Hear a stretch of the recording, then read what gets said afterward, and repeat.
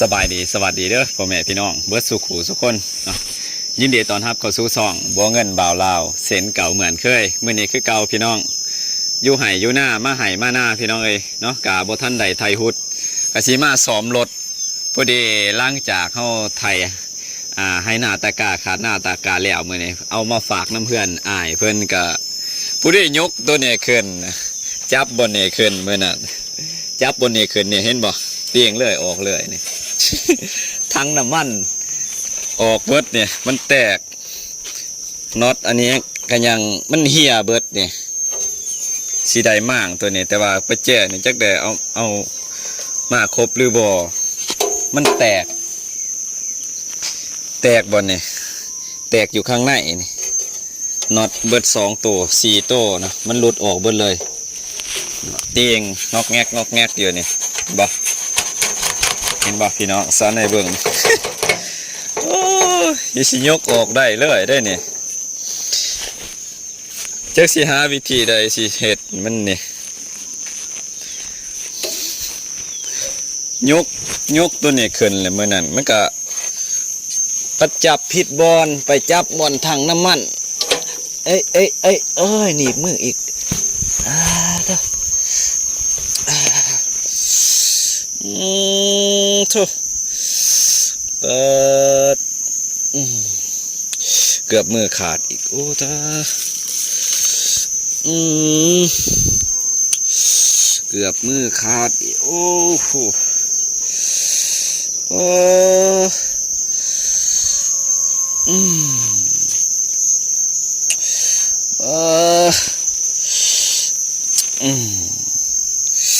เกือบมือขาดย้อนอีกมือนี่โอ้อันนี้จักสิหาวิธีใดเฮ็ดโอ้ได้แล้วพี่น้องเดี๋ยวสิเอากล่องเขามาไก่ยับเขามาอีกเกือบมือหักย้อน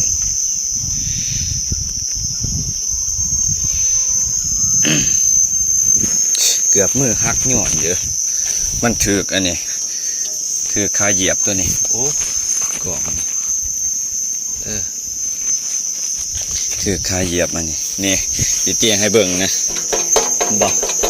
เงาแงกเลยนะที่ได้ซ่อมใหม่มันขาดเนี่ยขาดน็อตโหตัวไหนเนี่ยมันเป็นย่างนะตัวนี้ย่างตัวเขาเจ้าฮัดตัวนี้จะเขาใส่จังไดเดี๋ยวสิเบิ่งไปแจกก่อนจักเดี๋ยวเอามาครบหรือบ่ไปแจกก็ได้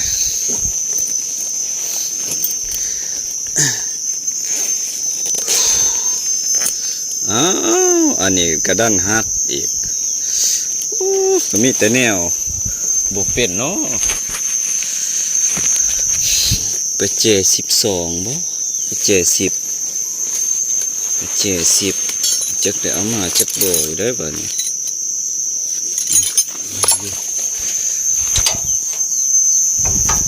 สิจกตัวนี้ได้ตัวไหนได้นี่ต้องมาตัวนี้นะ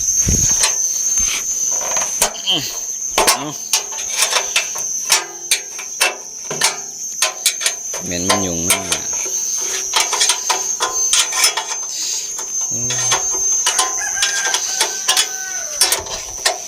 ต้องมากตัวนี้เลยมากนี่ออกก่อนโครงเก่าจังสีเลยโอ้ยไก่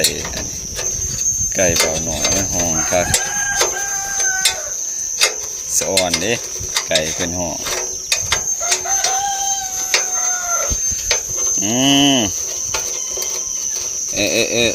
ตัวหน่อยตัวใหญ่ห้องสำกันสองว่าซะ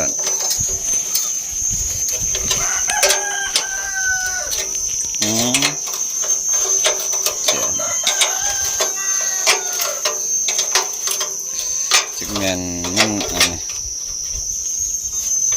เนี่ยเป็นแนวได้อีกบ่อยากออกมันลุยเบื้องนี้เขาโอ้หันเขากระย้อนบ่จักออกบ่จักเขาอันนี้ ไปเลยสิมัดใส่ลวดมัดเอาได้นี่กันบ่ใส่ลวดมัดเอามันบ่ได้ว่ามันมีแต่แนวบ่เป็นเบิดเลยมีแต่แนวมันจักสิว่าจังใดเลยพี่น้องมีแต่แนวเพนี่สีหันน็อตตัวนี้ออกได้อยู่บ่กันบ่ได้นี่สิโอ้มีแต่สิมัดใส่ลวดมัดตัวเถิงเบิดบัดนี้จับดูอยู่บ่13จาก12อันนี้13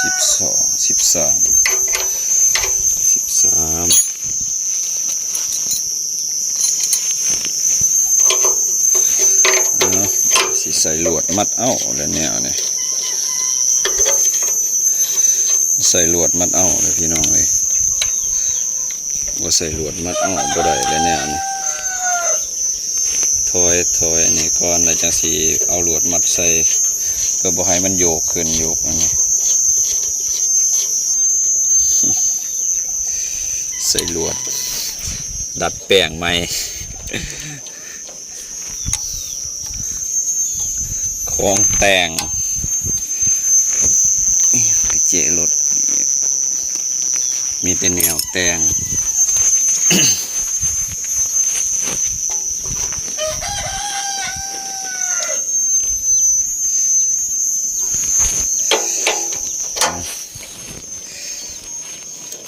ได้ซ่อมแต่ว่าเครื่องน้ำมันเครื่องยังเขาบ่ทันได้เปลี่ยนได้นี่น้ำมัน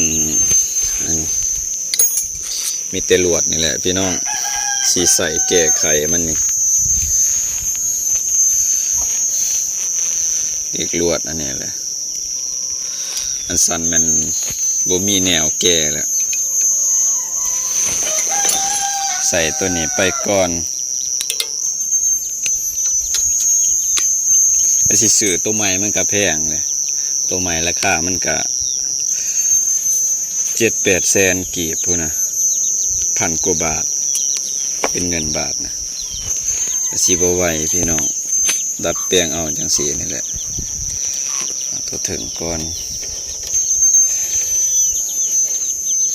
มันสิบ่ใส่ตัวนี้ก็มันสิคันสิเอาตัวนี้ออกก็มันสิจำหัวโบเล่แบบนี้เจอของแต่งเจอของแต่งแล้วพี่น้องเลยเป็นไดบัดนี่โยกอย่างนี้มันสิโยกก็โยกเลยเอา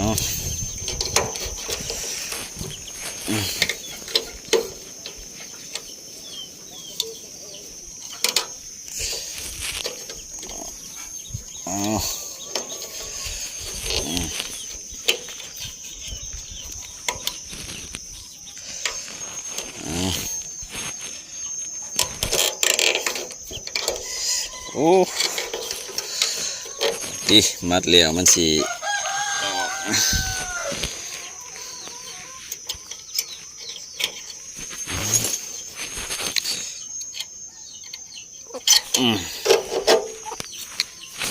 อีกหอบ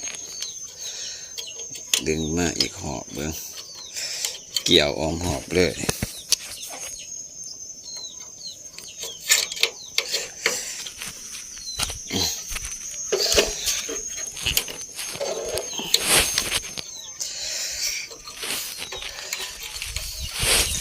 มันสิโยกอีกบ่เพื่อนะเผลอดึงมันกะบ่แม่น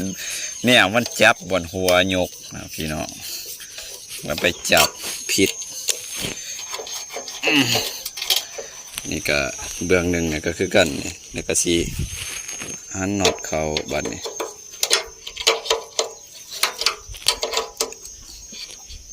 หันถึงอันนี้เลยนี่อันนี้มันโอ้เกี่ยวอันนี้ขาดเลยขาดแล้วเส้นหนึ่งอย่างมันพอได้มันเดี่ยวหน้าในบางเทื่อมืออื่นพอแหละสีใด สิได้ไถนาคันบ่ค่านะเพราะว่าคนในครอบครัวก็บ่สบายนะเบิดสองน้องคิงกับตะเคินบ่สบายพวกเพิ่นมันยากไปใส่มาใส่ก็ลำบากนะคนทั้งบ้านนำนี่เวียกให้เวียกหน้าเฮาก็หลายเป็นว่ามันสิเหลือจักเถื่อพญานเพิ่นก็มาเรื่อยๆอยู่จักตัวนั้นจักตัวนี้มาบ่มีเบิดว่าพญานพวกเพิ่น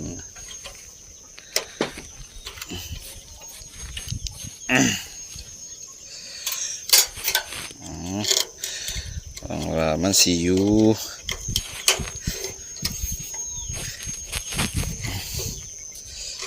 ว่ามันสิอยู่ของแต่งเฮา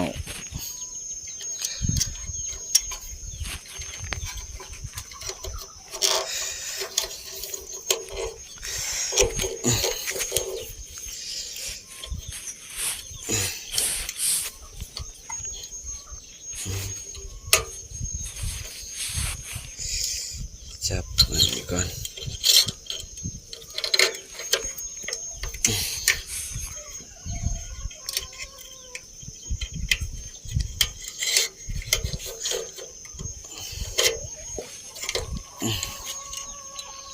เบิ้งสอดใส่เบิ้งนี่มันยาวโพดเอาใส่ตะครีมเอา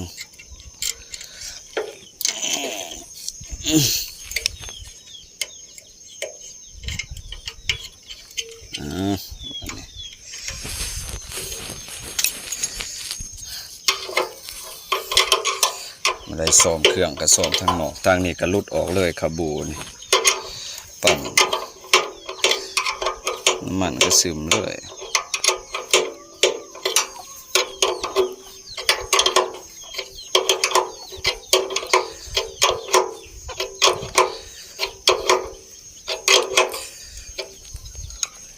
ซึมลายแห้งน้ำมัน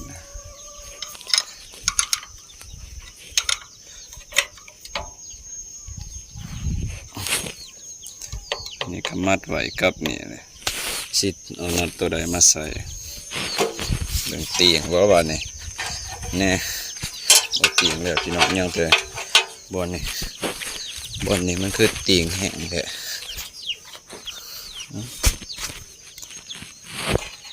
โอ้มันรุดออกคือกันอันนี้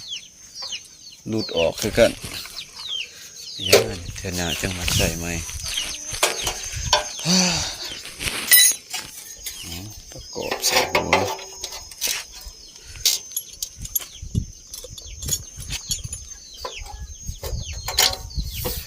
แล้วน่าจังมาซ้อมไหม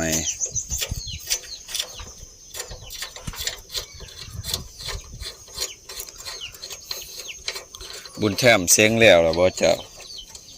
เสียงแล้วเนาะโอ้ย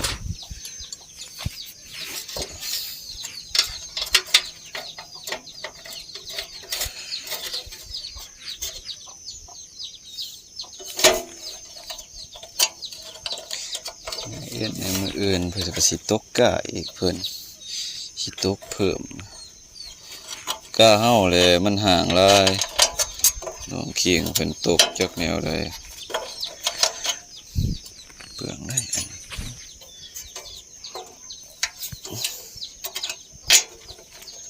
เอา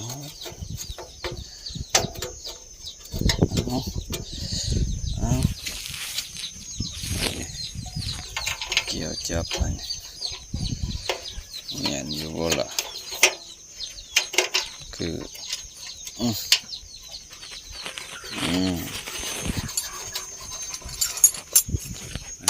ได้เข้าแล้วก็แนวได้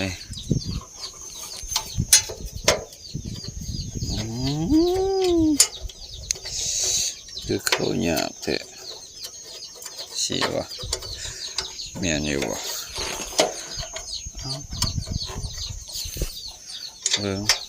มันเมียนอยู่วะล่ะ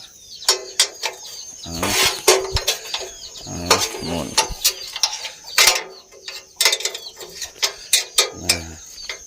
แม่นอยู่โอ้จักแนวใดจนว่ามันหลุดออกเบิดเลย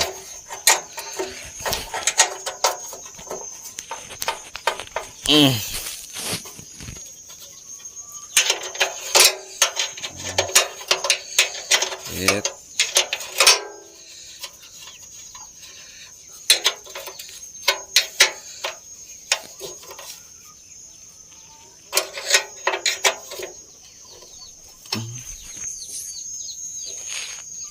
ก็เป็นจังสิค่อยออก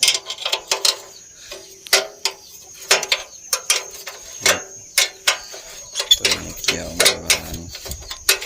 เกี่ยวมันลุย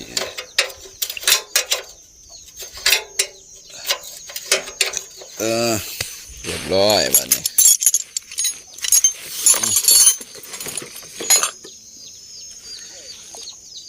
ลวด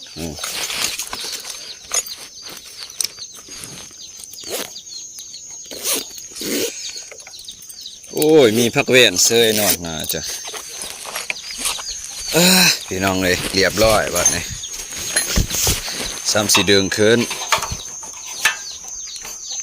บกขาดง่ายเลยบัดนี้รุดจนได้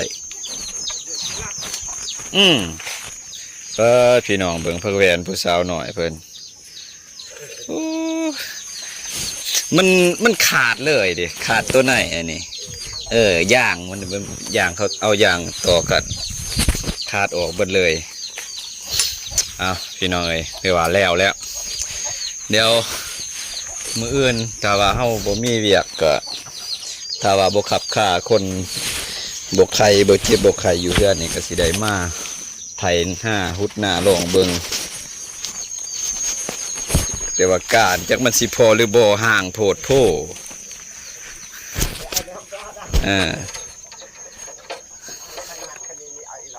มันห่างโพดเนาะเอาพี่น้องเอ้ยคลิปนี้ก็ซ้ำนี้แหละมืออื่นจังลุยต่อว่ามันสิเป็นแนวใดพี่น้องเนาะขอบคุณขอบใจที่เขามาเบิ่งมาชมเด้อพี่น้องเบิดสุขสุขคนทางภายในและก็ต่างประเทศขอให้อยู่ดีมีแห้งเบิดสุขสุขคนที่เขามาเบิ่งมาชมคลิปนี้เนาะบายบายพอกันคลิปหน้าพี่น้องเอ้ยเนาะอยู่ดีมีแห้งเบิดสุขสุขคนเด้อพี่น้อง